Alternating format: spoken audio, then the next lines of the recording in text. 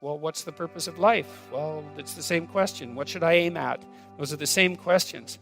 And, if what you're aiming at is producing nothing but unrequited misery for you and everyone else, and it's a downhill bloody spiral into something approximating hell, then there is some possibility that you should think that perhaps your aim is off.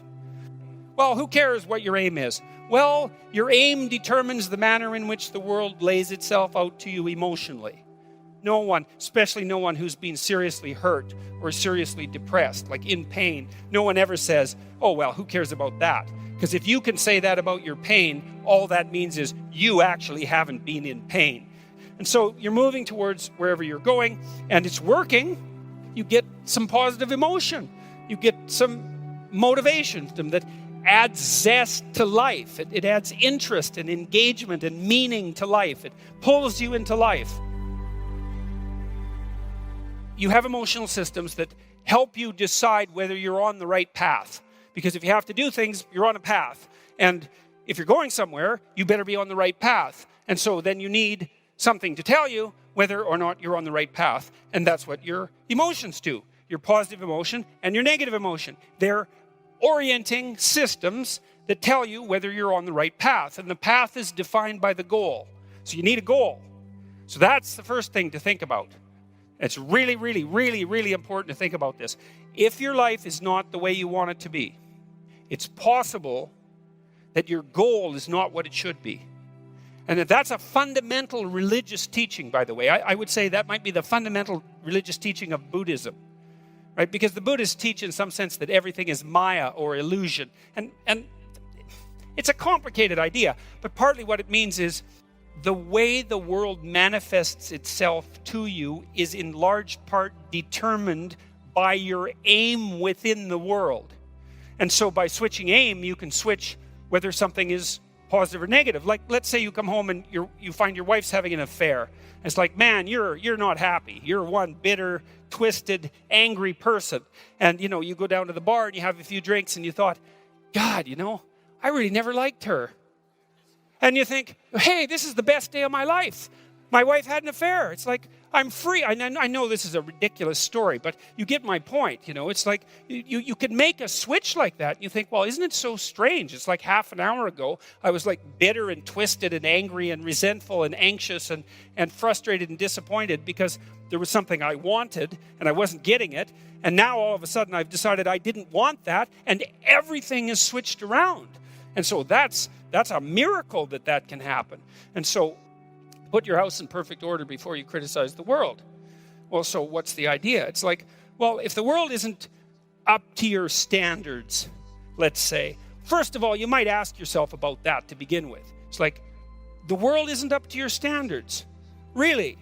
That's the world's problem somehow. It's not more likely that it's, given that you're talking about the world here, it's not more likely that there's some chance that it's your problem. And that if you put yourself right, then the world wouldn't appear to be a problem. Knowing that your emotional reactions are dependent on your aim, and that's actually technically true, does immediately open up the question, hey man, if things aren't laying themselves out in front of you, the way that is necessary for you to live a full and engaged life and not be cynical and bitter and twisted and cruel and vengeful and disappointed and all of that, it's just possible that you're not aiming at the right thing. And man, that is a question worth asking. Well, it's the question people do ask. It's like, well, what's the purpose of life? Well, it's the same question. What should I aim at? Those are the same questions. And, if what you're aiming at is producing nothing but unrequited misery for you and everyone else, and it's a downhill bloody spiral into something approximating hell, then there is some possibility that you should think that perhaps your aim is off. So, and I don't want to overplay my hand on that either, too, because I know perfectly well that, if you're suffering, if you're depressed, if you're miserable, it might be a consequence of really bad luck. Like people get sick. And good people get sick, right? Everyone knows that. Good people, they get sick and they die. And so you can't say, well, if you're miserable and sick, it's because there's something, bad about you. Because then that would be the case for everyone, always, whenever they get ill. And you could just blame ill people. It's like, well, it serves you right that you're sick because you're a bad person. It happens a lot, actually, with ill people, and it's an unfortunate thing. So I know there's an element of chance to all this. And I don't want to downplay that. We're blown hither and thither by events that are somewhat beyond our control. But that's still not the point.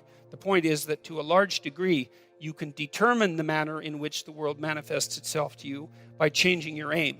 And so then that opens up the entire domain of philosophy. You think, what good is philosophy? And people think that all the time. What good is philosophy? It's like, hey, philosophy is about value. Well, what use is value? Well, value determines your aim. Well, who cares what your aim is? Well, your aim determines the manner in which the world lays itself out to you emotionally.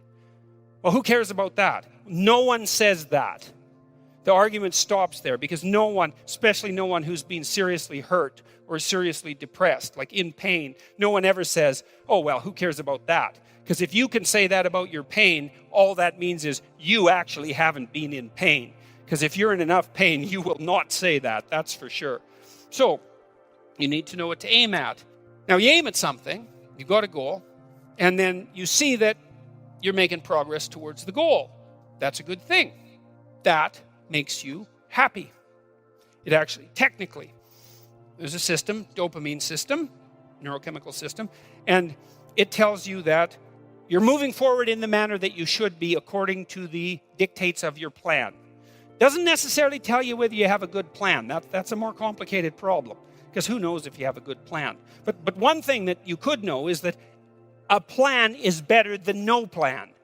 That's a really useful thing to know, especially if you're kind of drifting.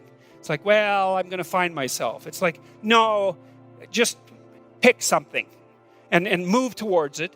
And as you move towards it, you're going to succeed and fail specifically. And then you're going to learn something about success specifically, and you're going to learn something about failure specifically. And then you can learn what you use to fix your plan. So a stupid plan is way better than no plan. And you're likely to have a stupid plan, or at least to be able to make one. So that's good news for everybody. You can make a stupid plan. And so I would say, make a stupid plan.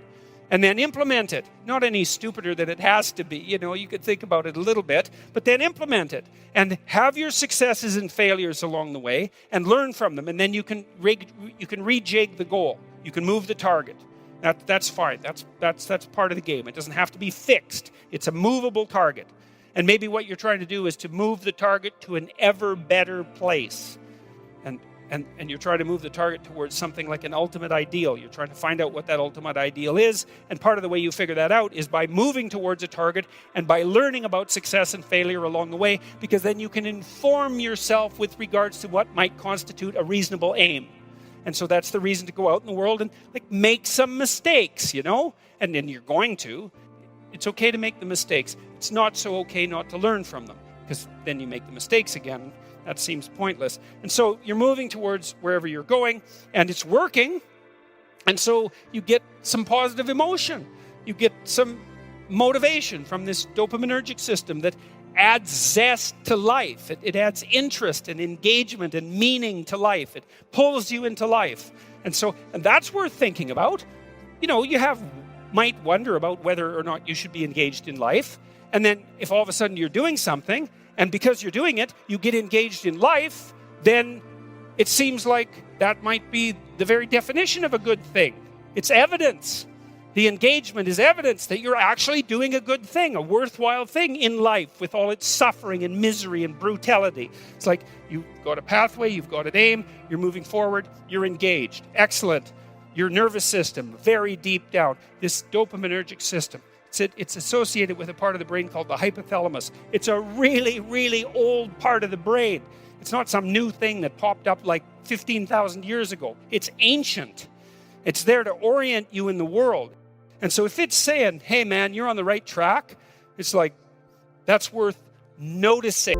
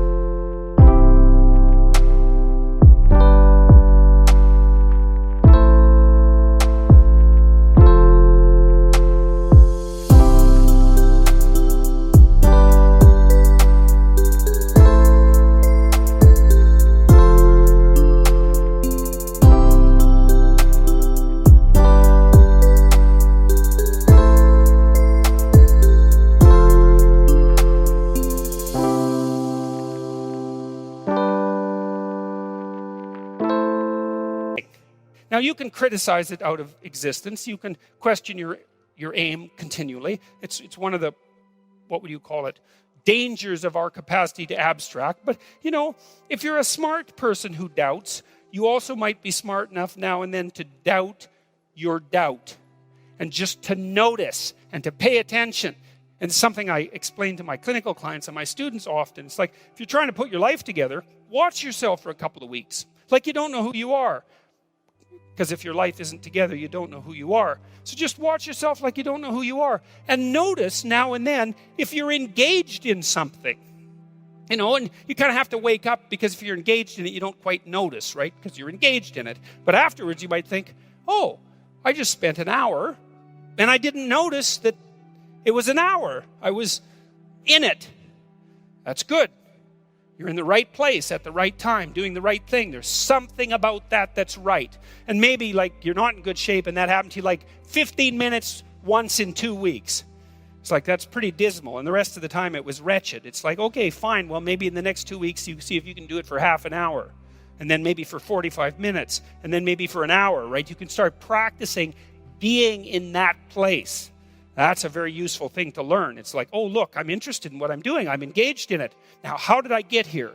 Where am I exactly? And how did I get here? And how could I stay here? How could I be here more often?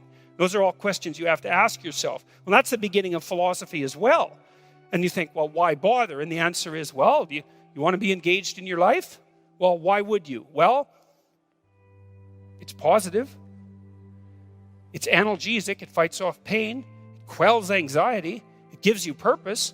It's good for you, practically speaking, generally speaking. If you have an aim and you're moving forward to something that's psychologically valuable, but also practically valuable. If it's really a good aim, also it's good for you now, tomorrow, the next day, the next month, because you're generally smart enough to calibrate yourself so that things that are really bad for you don't have that engaging quality. Now, it's not perfect, especially if you've messed yourself up psychologically by lying to yourself in all sorts of different ways. But it's still not a bad orienting system.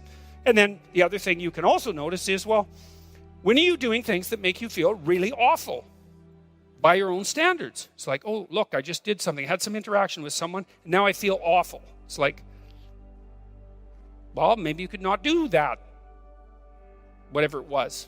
You might have...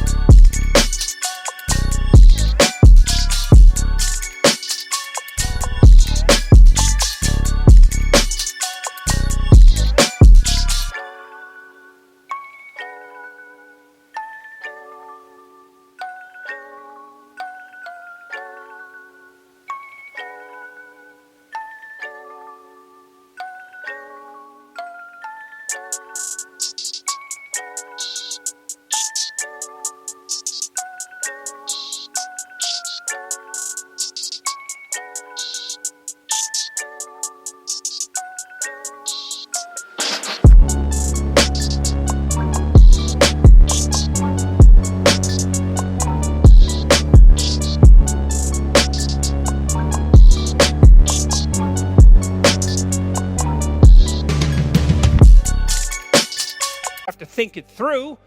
What were the routines that constituted that ill-advised set of actions? And maybe you're going to have to think really deeply about it, because God only knows how much of your personality structure is involved in that error. But if it made you wretched, it made you feel like life wasn't worth living, then that might be a hint that that wasn't a good thing to do. And so then maybe you could start doing more of the things that make you engaged and less of the things that make you hate life. And that's worthy of practice, let's say. You might think about that as it's a fundamental ethical requirement, or I would say it's a fundamental form of religious meditation. That's a better way of thinking about it. And so then you're on the path. That's the straight and narrow path. It's I'm moving forward. I've got an aim. I'm moving forward. As I move forward, I'm engaged. It's bloody well worth walking down this pathway. And, on the left of me is terror and horror and hell and pain, and I'm avoiding that. And to the right of me, perhaps, is ego and arrogance and the things that can get out of control with regards to positive emotion. But I've got that balance right. I'm on the right pathway.